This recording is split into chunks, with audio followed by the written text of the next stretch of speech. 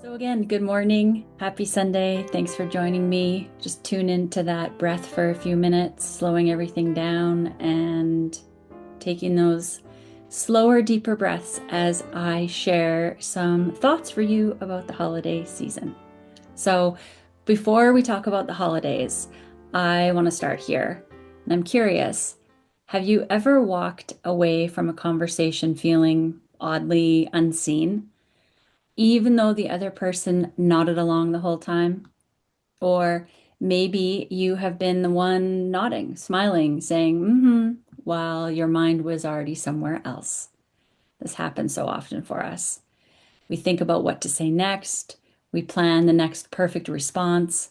We wonder how long this conversation is going to last. Or we quietly brace for where it might go. And we do this far more than we realize. And the holidays have a way of amplifying this because holidays bring us together.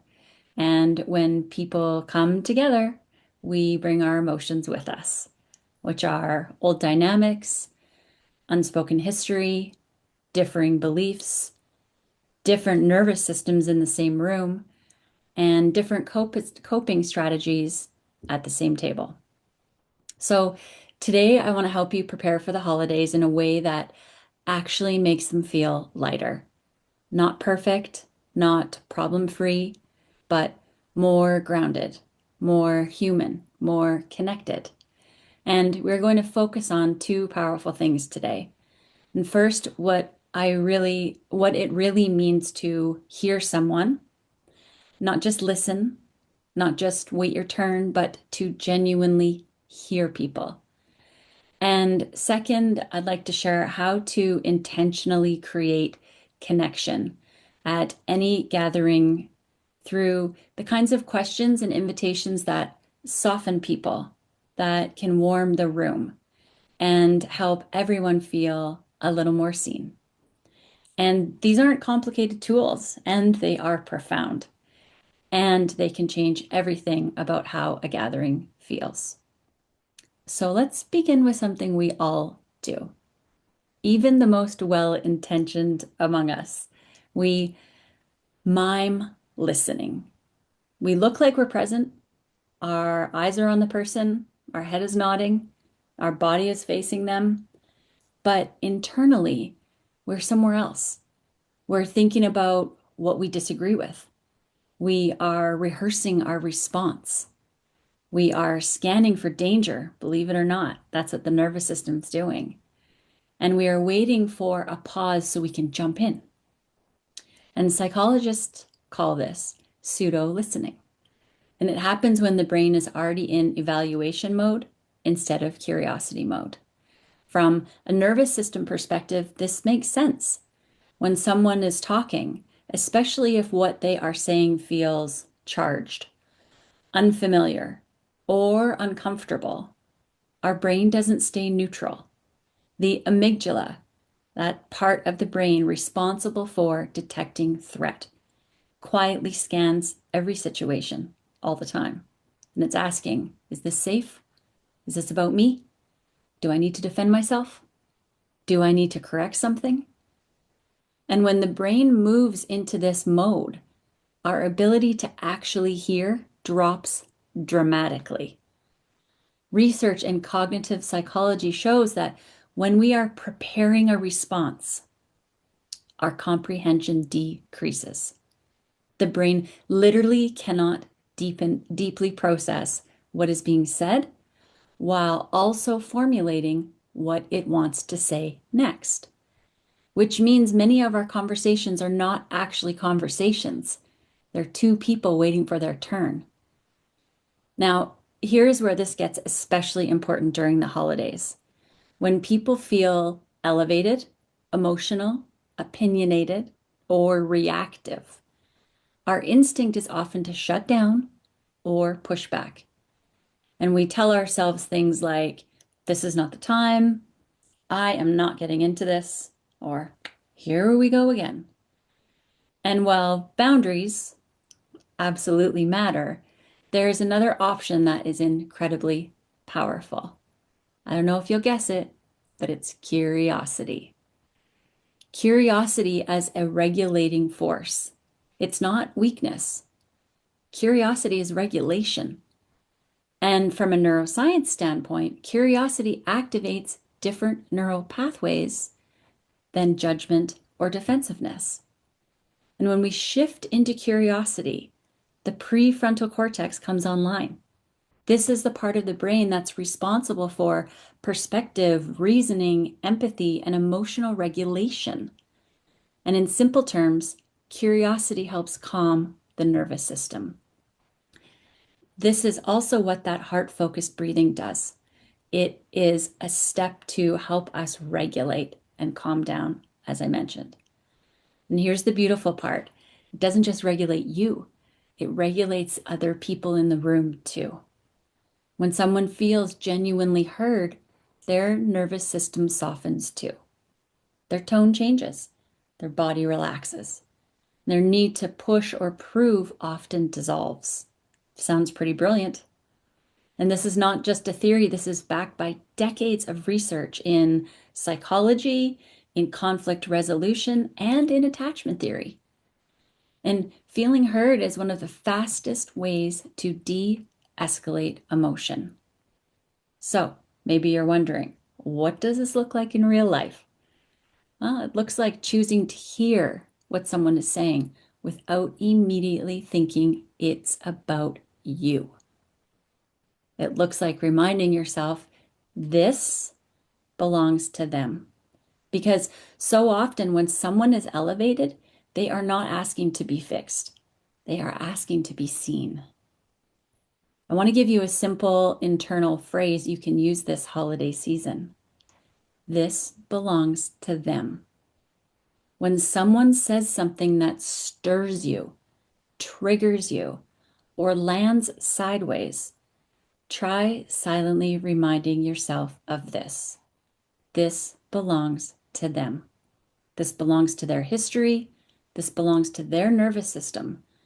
This belongs to their fears, their hopes, and very likely their unprocessed emotion. This doesn't mean that you agree with them, and it doesn't mean that you tolerate unkindness or harm, and it doesn't mean you abandon yourself. It simply means you are not immediately taking ownership of something that's not yours. And from that grounded place, we can get access to curiosity. And there are 3 words. So I hope you have your pen and papers ready here. So yes, that first thing you're going to be writing down is, this is not mine. This is theirs. But there are 3 magical words that can diffuse any situation. Tell me more. Tell me more. We don't say it sarcastically or defensively.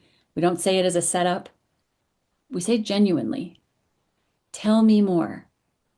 When you say tell me more, you are doing something radical. You're signaling safety. And you are saying, I'm not here to fight you. I'm here to understand you. And something fascinating happens. People often soften mid-sentence. Their tone can shift.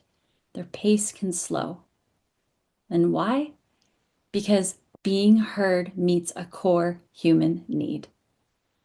Psychologist Carl Rogers, one of the pioneers of humanistic psychology, believed that people need empathy and genuine acceptance in order to feel emotionally safe. So when someone feels truly understood, their nervous system settles and their thinking clears, right? We have access to that prefrontal cortex, and calm often follows. This doesn't mean you're agreeing. You are regulating the space. So whether it's tell me more, or I'm listening, or say more if you'd like, these all hold space for people. All of these statements leave people feeling seen. And again, this is a fundamental need across the board.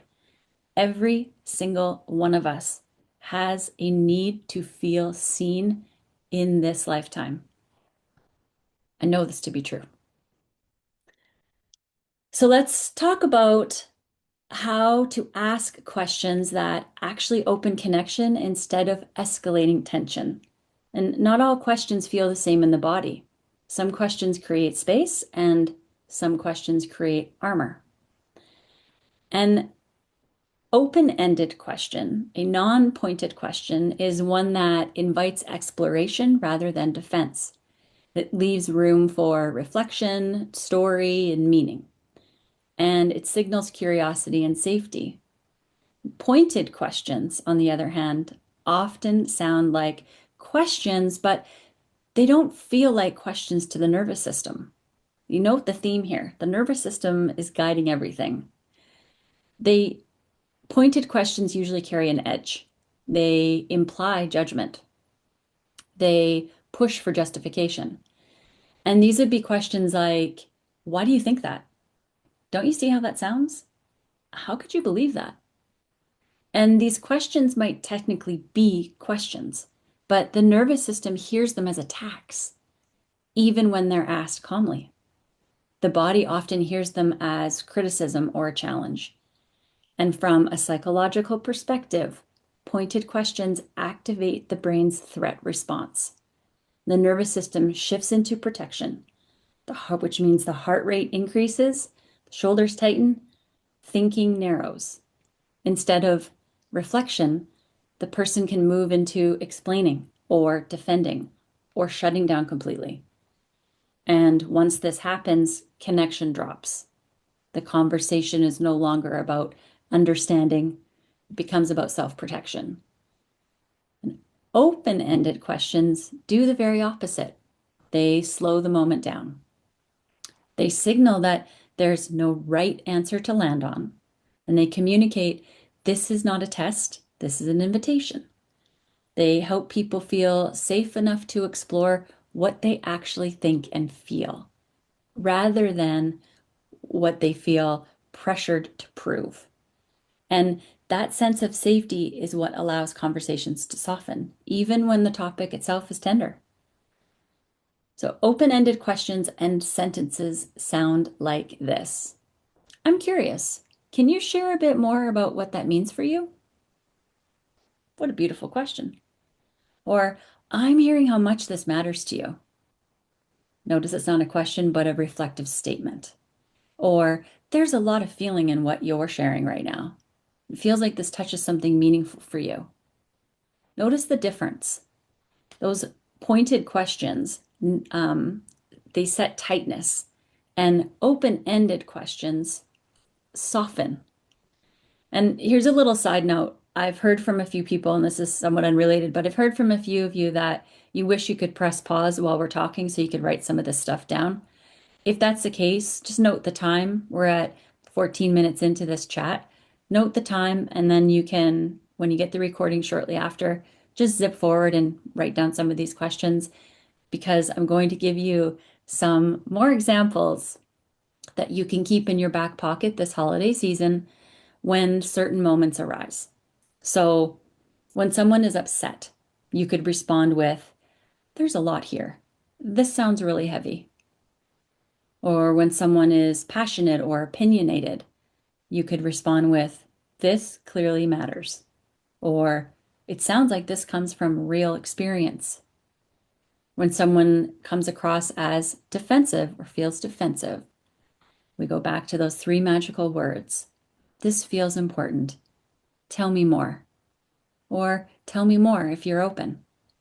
And this is not interrogating, you'll notice. This is inviting.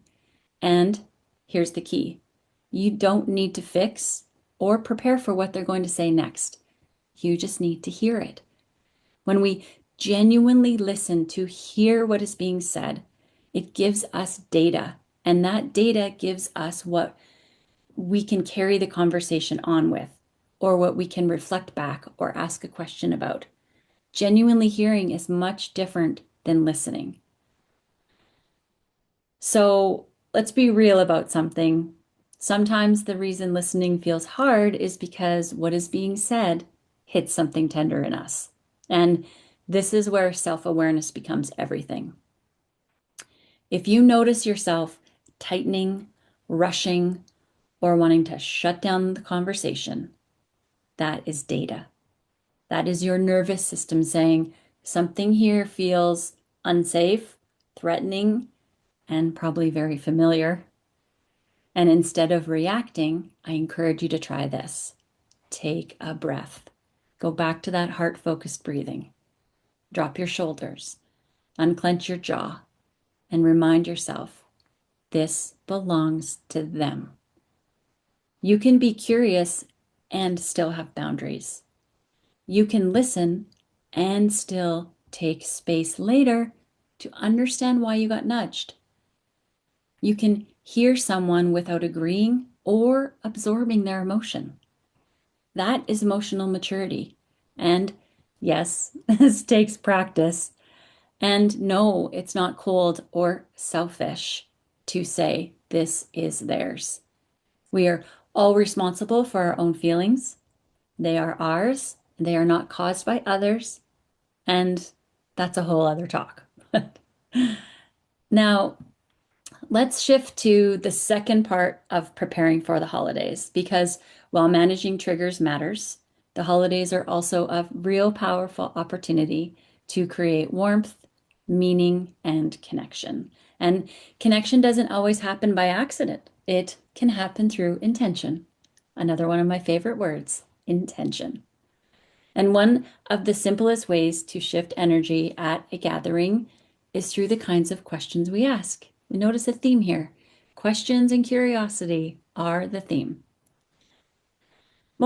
I don't know about you, but I feel that most table conversations are somewhat surface level, How's work? How are the kids? Busy year? And there's nothing wrong with this, but it rarely creates depth. And depth comes from questions that invite reflection, story, and presence. And I like to call these pocket questions. They're questions that you can pull out anytime at any table. And here are some questions that will reliably soften people and open connection. Here's some examples. You want to get your pen ready. What was the highlight of your year? This question invites gratitude and reflection, and it gently moves people out of stress and into meaning. Another question would be, if you could describe this year in one word, what would it be? This creates self-awareness and often sparks beautiful conversation. What surprised you this year? Surprise invites storytelling, and storytelling builds connection. And here's another one. What are you most proud of yourself for this year? This one's powerful because many people aren't asked this kind of question, and it helps us see ourselves through a kinder lens. Gratitude is a beautiful perspective. And I love this question. This is a fun one. If you could have one more day with your younger self or your future self, which would you choose? And this question almost lights people up, and it makes me want to say, hey, everybody, turn your cameras and your mics on. I want to hear your answers because it invites imagination and reflection and play and interesting conversation. And another question, I'll give you one more, which is, what is something you learned this year that changed you? And this question encourages growth-oriented conversation without pressure. You don't need to ask all of these questions. Just one question in your back pocket at your holiday event can change the tone of an entire gathering. And another incredibly powerful practice during the holidays is, I'll call it again, shared gratitude. And not just generic gratitude, relational gratitude. And this is about depositing into other people's emotional tanks. And you might say something like, one thing I really appreciate about you is, or something I'm grateful for about our relationship is, or one more, I want you to know this year, it meant a lot when you. Again, research in positive psychology shows that expressing gratitude strengthens relationships, increases trust, and improves emotional well-being for both the giver and the receiver. Gratitude literally releases oxytocin, which is our bonding hormone. You're not just being nice, you're changing body chemistry in a really beautiful way. And this kind of sharing helps people feel seen, valued, and acknowledged. And during the holidays, when many people feel invisible or unappreciated or overwhelmed, this matters more than we realize.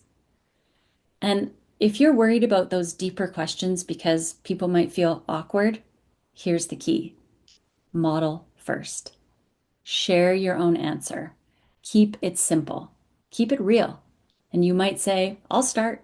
Or for me, the highlight of the year was, or one thing I learned this year was. And when you do this, something important happens. I have seen this in action. I have done this. I role model it, and people open up. And here's why. Brené Brown's research on vulnerability shows that people are far more likely to open up when someone else has already taken the first emotional step. It creates a bridge. And vulnerability, when it is grounded and appropriate, does not create discomfort. It creates trust. It sends a quiet signal again to the nervous system that says, this is safe. No one is being put on the spot. When you model openness without oversharing, little caveat there, you lower the emotional bar for everyone else. People do not feel tested, they feel invited. And then, almost without trying, the room shifts. I have seen this play out more times than I can count, around dinner tables, in living rooms, in coaching rooms, in spaces where people were unsure at first and then suddenly leaned in. I promise you, it works and it's beautiful. And it's not because people are being pushed to share, right? When we share first, we create a space where people feel safe and real, just like us. So, one of the most important things to remember this holiday season is this: connection does not require agreement, it requires presence. You can be connected and different. You can be close and not aligned. You can love someone and not share their views. When we stop trying to convince and start trying to understand, something shifts. The room softens. The energy settles. People feel safer. And safety is the foundation of meaningful connection. So as you move into the holiday season, I invite you to try something different. Listen to hear, not to respond. Ask questions that are open instead of closed. Use curiosity as your anchor. Neon light says curiosity. Offer gratitude generously. And remember that most people are doing the best they can with the nervous system they have. You do not need to carry the weight of every interaction. You do not need to fix anyone. You can't. You do not need to perform. You just need to show up with intention. Because when people feel heard, seen, and appreciated, the holidays stop being something we endure. They become something we experience.